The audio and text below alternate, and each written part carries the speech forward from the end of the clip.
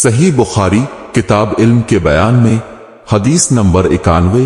एक शख्स उमैर या बिलाल ने रसूल अल्लाह से पड़ी हुई चीज के बारे में दरियाफ्त किया। आपने फरमाया, इसकी बंधन पहचान ले। फरमाया कि इसका बर्तन और थैली पहचान ले, फिर 1 साल तक इसकी शनाख्त का ऐलान कराओ, फिर इसका मालिक ना मिले तो इससे फायदा उठाओ, और अगर इसका मालिक आ जाए तो उसे सौंप दो। उसने पूछा कि अच्छा, गुमशुदा ऊंट के बारे में क्या हुक्म है? आपको इस कदर गुस्सा आ गया कि रुखसार मुबारक सुर्ख हो गए। या रावी ने यह कहा कि आपका चेहरा सुर्ख हो गया। ये सुनकर आपने फरमाया, तुझे ऊंट से क्या वास्ता? इसके साथ खुद इसकी मुश्क है और उसके पांव के सिम है।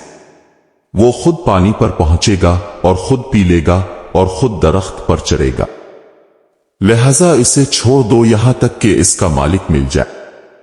उसने कहा कि अच्छा, गुमशुदा बिक्री के बारे में क्या इरशाद है? आपने फरमाया, वो तेरी है या तेरे भाई की, वरना भेड़िए की ग़िज़ा है। हदीस नंबर 92। रसूल अल्लाह से कुछ ऐसी बातें दरियाफ्त की गईं कि आपको बुरा मालूम हुआ, और जब इस किस्म के सवालात की आप पर बहुत ज्यादती की गई तो आपको गुस्सा आ गया।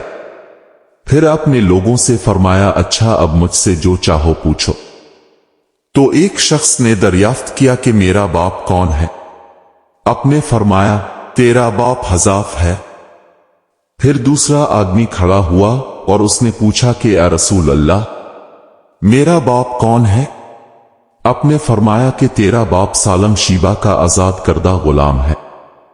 आखिर हजरत उमर रजी अल्लाह अन्हु ने आपके चेहरा मुबारक का हाल देखा तो अर्ज किया, या रसूल अल्लाह, हम उन बातों के दरियाफ्त करने से जो आपको नागवार हों अल्लाह से तौबा करते हैं। हदीस नंबर 93। एक दिन रसूल अल्लाह घर से निकले तो अब्दुल्ला बिन हज़ाफा खड़े होकर पूछने लगे कि हुजूर, मेरा बाप कौन है? आपने फरमाया, हज़ाफा।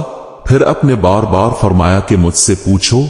तो हजरत उमर रजी अल्लाह अन्हु ने 2 जानू होकर अर्ज किया कि हम अल्लाह के रब होने पर, इस्लाम के दीन होने और मोहम्मद के नबी होने पर राजी हैं। और ये जुमला 3 मर्तबा दोहराया। फिर ये सुनकर रसूल अल्लाह खामोश हो गए। हदीस नंबर 94। जब आप सलाम करते तो 3 बार सलाम करते, और जब कोई कलिमा इरशाद फरमाते तो उसे 3 बार दोहराते, यहां तक कि खूब समझ लिया जाता। दोस्तों, अगर वीडियो अच्छी लगी हो तो वीडियो को लाइक और चैनल को सब्सक्राइब कर देना। मिलते हैं अगली वीडियो में, तब तक के लिए अपना ख्याल रखिएगा। अल्लाह हाफिज।